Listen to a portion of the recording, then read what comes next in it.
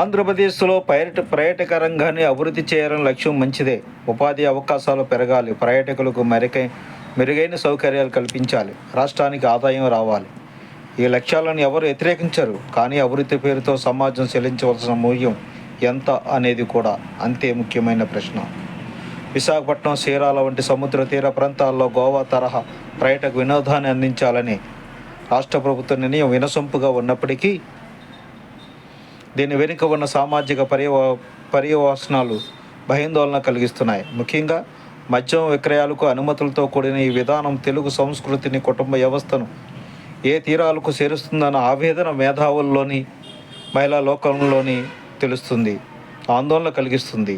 రాష్ట్ర ఆర్థిక పరిస్థితిని మెరుగుపరుచుకోవడానికి ప్రభుత్వం ఎంచుకుంటున్న మార్గాలు కేవలం మద్యం విలాసాల చుట్టూ తిరగడం శోచనీయం. పర్యాటక అభివృద్ధి అంటే కేవలం విదేశీ లేదా పాశ్చాత్య ధోరణిలో దిగుమతి చేసుకోవడం కాదు. పర్యాటకం అనేది ఒక ప్రాంతం యొక్క వారసత్వాన్ని, సహజ సౌందర్యాన్ని గౌరవప్రదంగా ప్రదర్శించేదిగా ఉండాలి. మన మధ్య వేలాది మంది తాగుబోతూ ఉండటం కంటే భారతదేశం నిరుపేద స్థితికి పడిపోవడమే మేలని నేను భావిస్తాను. దేశాన్ని మద్యపాన రహితంగా మార్చడానికి విద్యను బదులుకోవాల్సి వస్తే విద్య లేని భారతదేశాన్ని నేను కోరుకుంటాను అంటారు గాంధీజీ.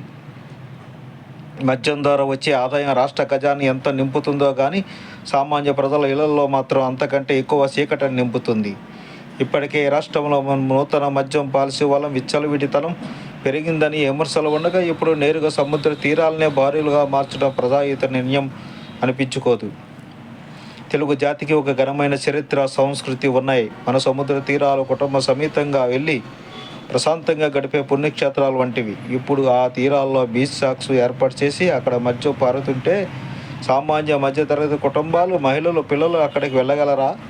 పాశ్చాత్య దేశాలు క్లబ్ కల్చర్ను మన తీరాలకు అద్దడం వల్ల మనం పొందే లాభం కంటే కోల్పోయే సంస్కృతి విలువలే ఎక్కువ. సంస్కృతి అంటే కేవలం పండుగలు, సాంప్రదాయాలు మాత్రమే కాదు.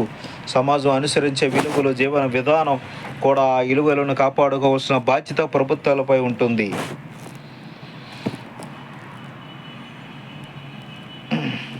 ప్రభుత్వం చెబుతున్నట్లుగా గోవా మోడళ్లను అనుసరించడం వల్ల పర్యాటకులు పెరిగే అవకాశం ఉండవచ్చు. కానీ ప్రతి ప్రాంతానికి తనదైన చరిత్ర, సంస్కృతి, సామాజిక నిర్మాణం ఉంటాయి.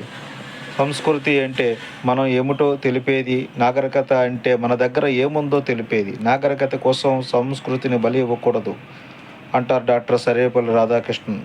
గోవాలో పర్యాటకం బాగుండవచ్చు, కానీ అక్కడ పెరుగుతున్న మాదక ద్రవ్యాల, సంస్కృతి నేరాలు, అనైతిక కార్యకలాపాలను ఆంధ్రప్రదేశ్ ఆహ్వానించాలనుకుంటుందా? ఉదయం 10 గంటల నుండి రాత్రి 8 గంటల వరకు బీచ్ ప్రాంతాల్లో మద్యం అమ్మకాలు సాగిస్తే మహిళలు, విద్యార్థులు, కుటుంబాలు విశాఖ బీచ్ రోడ్డుపై స్వేచ్ఛగా సంచరించే పరిస్థితి ఉంటుందా అని మహిళా సంఘాలు ప్రశ్నిస్తున్నాయి. బీచ్ షాక్స్ వల్ల మహిళలు భద్రతను, స్వేచ్ఛను తాకట్టు పెట్టడమే సిగ్గుసేటని, ఈవిటీజిటింగ్ వేధింపులు పెరిగే అవకాశం ఉందని వారు మండిపడుతున్నారు. సనాతన ధర్మం గురించి గంగోలు పెట్టే పవన్ కళ్యాణ్, హిందూ సంస్కృతి అంటూ నిత్యం మాట్లాడే బీజేపీ ఈ విధానాన్ని బలపరచడం వారి ద్వంద్వ వైఖరికి నిదర్శనం. ఆంధ్రప్రదేశ్కు విశాలమైన తీర ప్రాంతం ఉంది. బీచ్ టూరిజాన్ని అభివృద్ధి చేయాలంటే పరివాహన రిసార్ట్లు, కుటుంబ విహార కేంద్రాలు, జల క్రీడలు, అడ్వెంచర్ టూరిజం, స్థానిక కళలు, సంస్కృతిని ప్రతిబింబించే పర్యాటక ప్రాజెక్టులు ఏర్పాటు చేయవచ్చు.